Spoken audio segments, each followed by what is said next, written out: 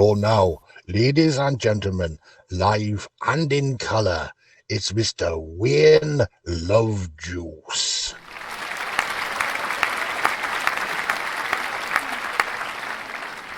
The other day our producer Louis had a chat with an interesting chappie who said that the YouTube algorithms really aren't that happy.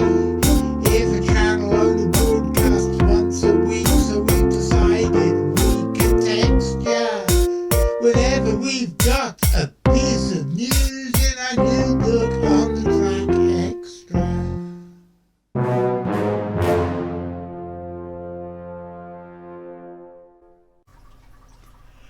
Good evening, ladies and gentlemen. My name's John Downs, and welcome to another episode of On the Track Xtra.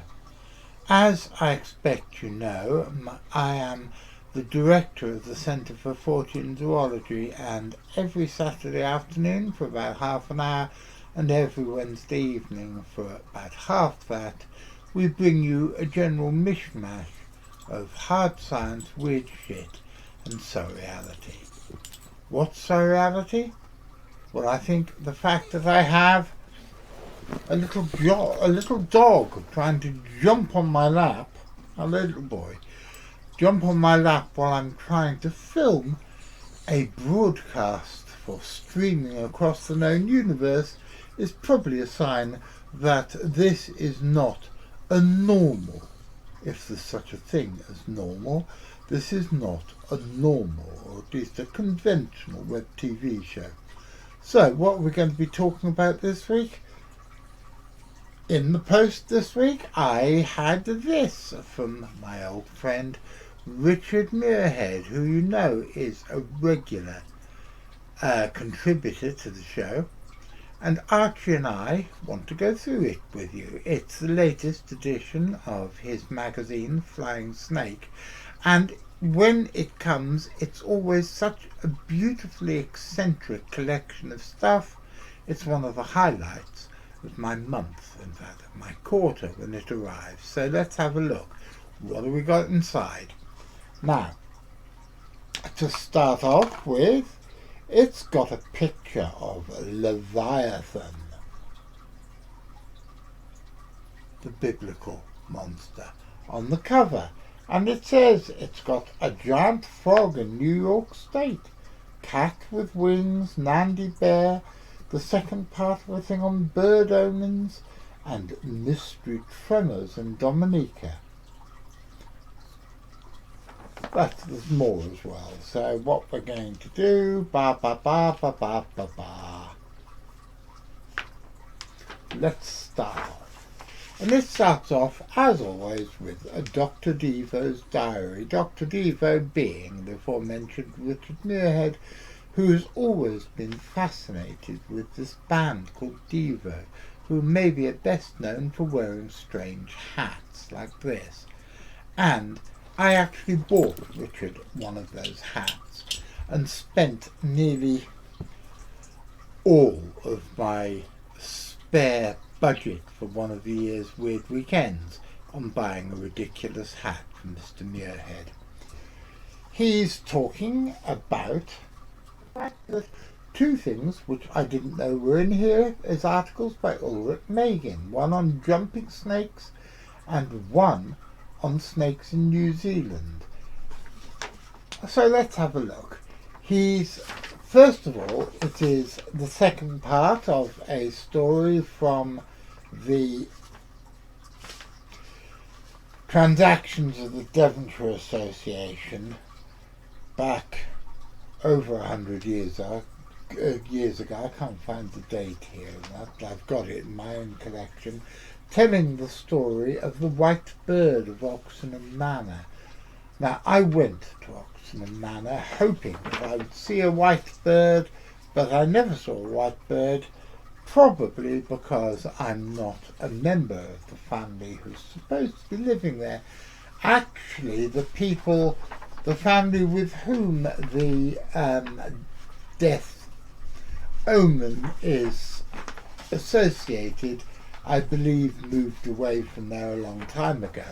But it is a fascinating story of how whenever somebody is going to die from that family, a strange white bird is seen flying over and around the top of the building of Oxenham Manor. And like I said, I went there and I never saw a damn thing. But maybe you'll be more lucky. Maybe the original owners will move back in again. One never knows. Now, we have an article by Shane Lee and Richard Muirhead called The Yakumama. The name Yakumama, which means mother of water, from Yaku, water, mama, mother, refers to an enormous serpent supposed to live in the Peruvian Amazon rainforest. And Richard and Shane go through all the evidence for it, comparing it to the similar stories of the Minhuaco. And also something which I wasn't aware of, a North American Cherokee Indian legend of Tlalusi, which was a leech the size of a house that dwelt in the Hiwassee River near present-day Murphy, North Carolina. According to cryptid wiki sightings, in the 1900s, a boat of two men went to put an explosion into the river in hopes to kill the Yakumama. After it detonated, the snake rose from the river covered in blood but not dead. The snake swam off and left the men with a lot of fear. Possible explanations: some people believe this creature to be the extinct snake known as Titanoboa, a snake that grew around 12 meters, and some scientists speculate that it might have even grown larger. And there's lots more here. Shane and Richard go through the stories, including bringing some of the stories up to date with ones from this century, and analyse them, and their findings are very interesting, and I would suggest, if for no other reason, you read this magazine to find out more about it. But it's a very, very interesting article. Now, let's go on. What's happening next? And then they go on to a very interesting article by Richard George, who is a writer for whom I have a great deal of respect, who finds a number of mysterious birds in various books by Janet and Colin Board. And they go back to talking about one of my favourite creatures, the great bustard. I don't know if I've told you this story before, but I first saw a case of stuffed great bustards in Salisbury Museum when I was about 7 years old, and became fascinated by the idea that they might still be around.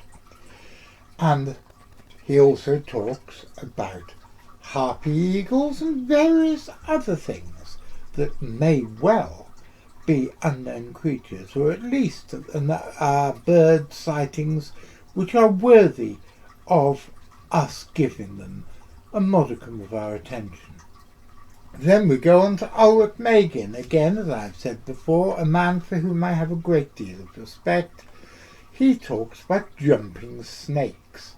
Well, this is something else I've always been interested in, because there are stories of jumping snakes from all over Europe, and I'm particularly interested in the ones that come from the former Yugoslavia.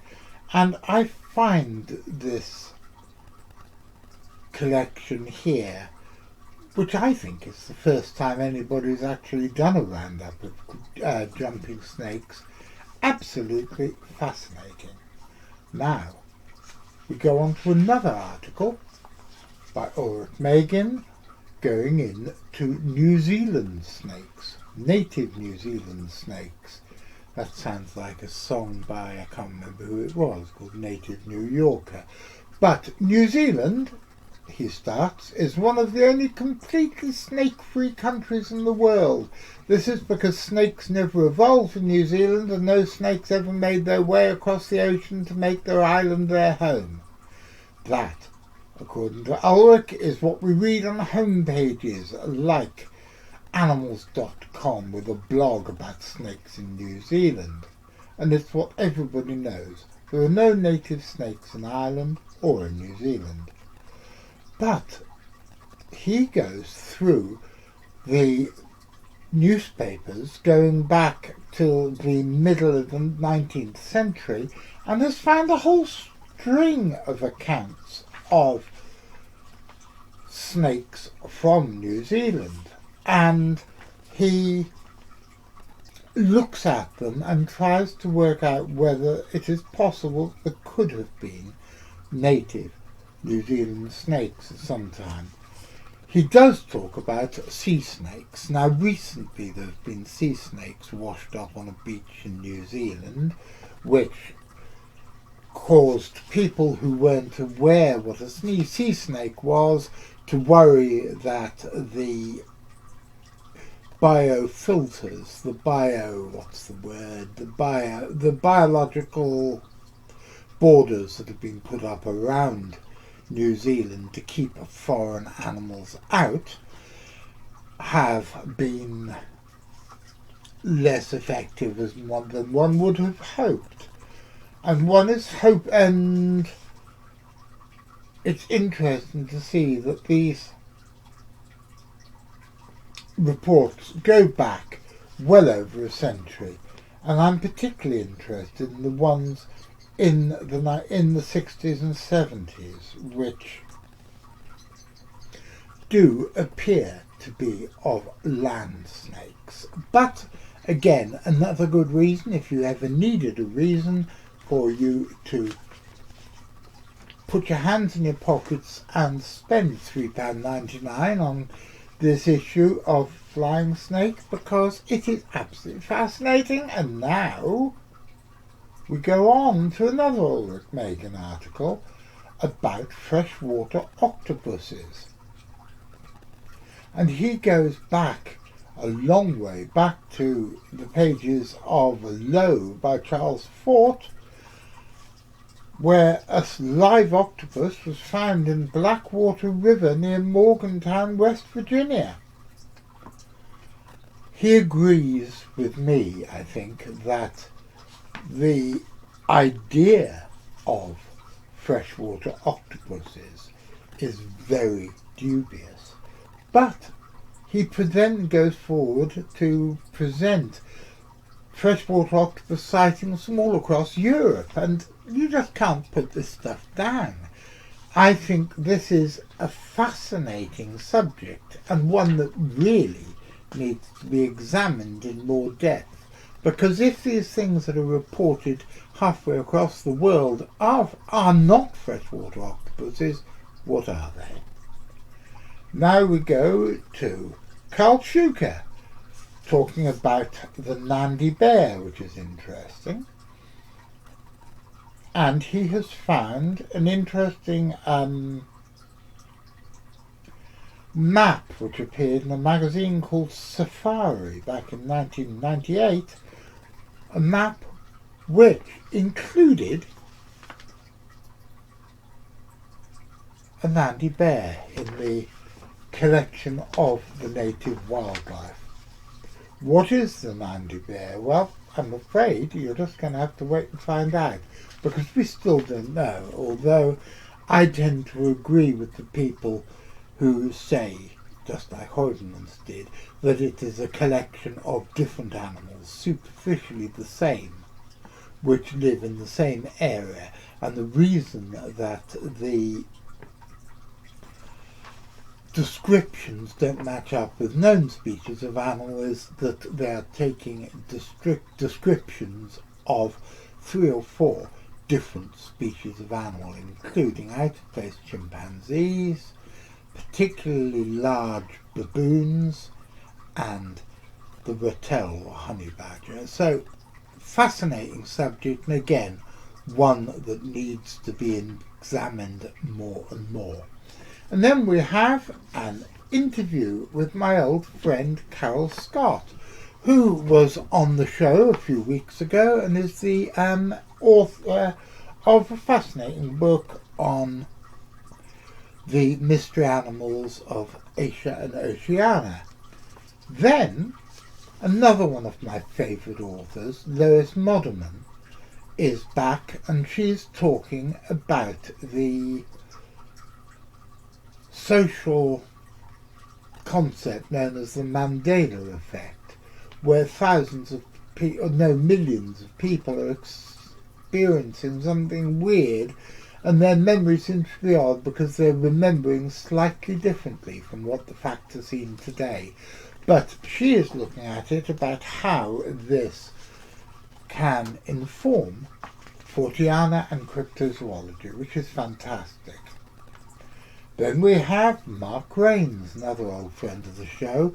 And by the way, when on the main On the Track, we now have a spoof of the old Anglia television logo for the hard science, weird shit and surreality bit.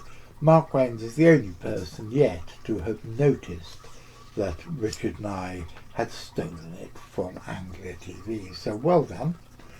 Then we have, moving on from Mark's article about rats liking to dance, we have a thing about a pine marten in London and the fact that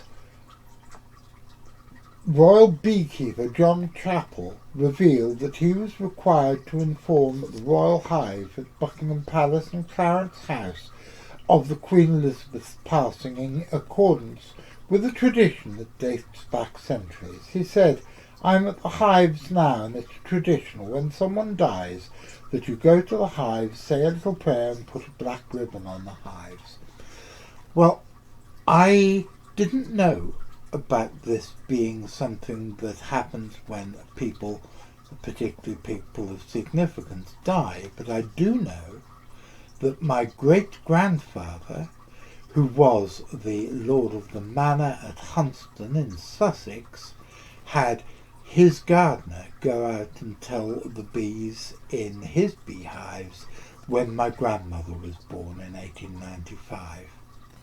Sadly, my great-grandfather lost the family money, allegedly through gambling, womanizing and alcohol, so at least he spent it on something worthwhile.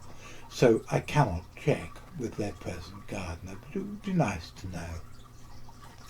Then we have a big cat reporting of an alleged black panther in Hertfordshire, a squirrel, a palm squirrel which turned up in Aberdeen on a boat by accident, a giant snake loose on a train in Dundee again in 1926, the story which we had a few months ago about the blue shark in the Cornish River,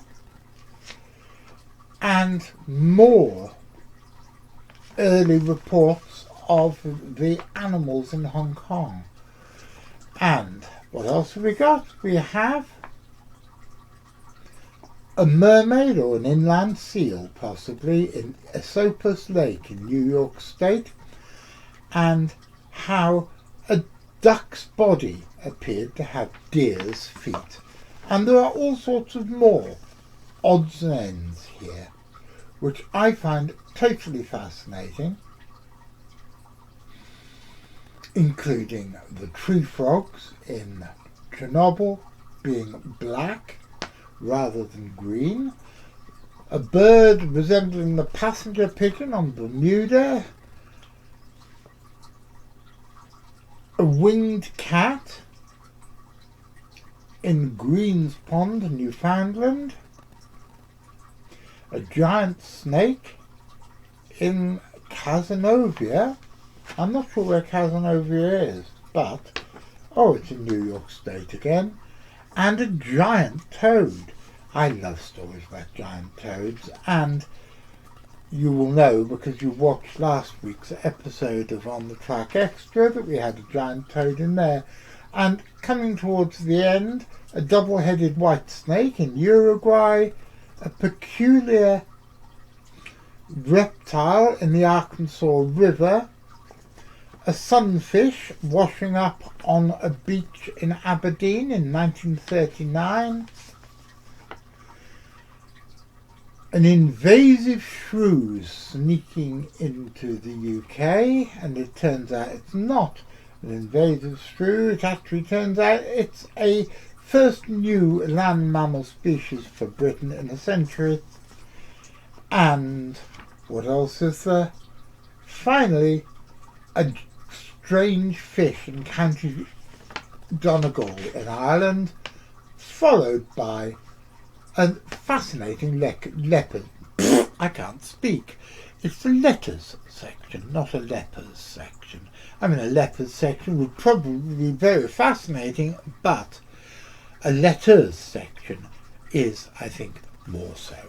So, it's a fantastic magazine. I've been following it for years, and I strongly recommend that you find Richard Muirhead on Facebook and ask him for details of how to subscribe. Toodle pip.